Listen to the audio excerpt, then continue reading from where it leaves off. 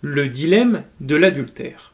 Ce dilemme met en évidence la contradiction entre l'enseignement de Jésus et celui de Mohammed. Il se constitue de la manière suivante: exposition des prémices, exposition de la problématique et étude des possibilités de résolution.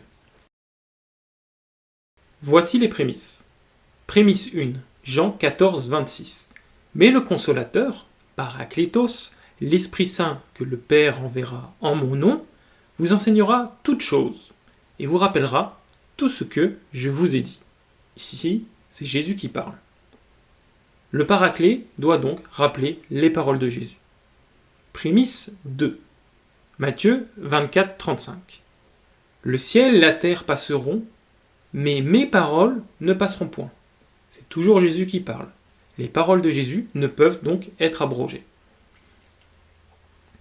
Prémisse numéro 3. Luc 16, 18. Quiconque répudie sa femme et en épouse une autre commet un adultère.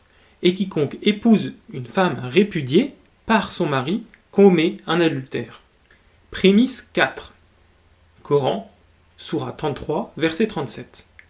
Quand tu disais à celui qu'Allah avait comblé de bienfaits, tout comme toi-même l'avais comblé, garde pour toi ton épouse et crains Allah.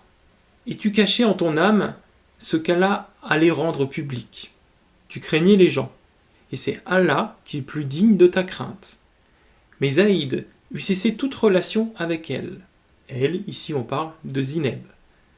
Nous te la fîmes épouser, afin qu'il n'y ait aucun empêchement pour les croyants d'épouser les femmes de leurs fils adoptifs, quand ceux-ci cessent toute relation avec elle. Le commandement d'Allah doit être exécuté. Mohammed épouse Zineb, qui d'ailleurs est sa cousine, une fois qu'elle est divorcée de son fils adoptif, Zaïd. Ce serait le commandement d'Allah et celui-ci devrait être exécuté. Prémisse 5. 1 Corinthiens 6, 10. Ne savez-vous pas que les injustes n'hériteront point du royaume de Dieu ? Ne vous y trompez pas, ni les impudiques, ni les idolâtres, ni les adultères, ni les efféminés, ni les infâmes, ni les voleurs, ni les cupides, ni les ivrognes, ni les outrageux, ni les ravisseurs n'hériteront du royaume des cieux. Les adultères n'hériteront pas du royaume de Dieu. La problématique est la suivante. Mohammed est donc adultère, il n'héritera pas du royaume des cieux. On peut envisager deux cas. Premier cas, l'abrogation. Mohammed abroge, rend licite ce qui est interdit par Jésus.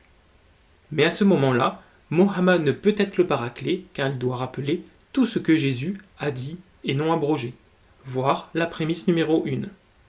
De plus, Mohammed contredit directement le Christ, il est donc un faux prophète. Voir la prémisse numéro 2. Deuxième cas, la repentance. Mohammed s'est repenti d'avoir commis l'adultère, tout comme David s'est repenti. Mais dans ce cas, Mohammed se repent d'avoir accompli l'ordre d'Allah, il est donc un faux prophète, voir la prémisse numéro 4. Comme vous pouvez le voir, ce dilemme est irrésolvable et se termine par le fait que Mohammed est un faux prophète.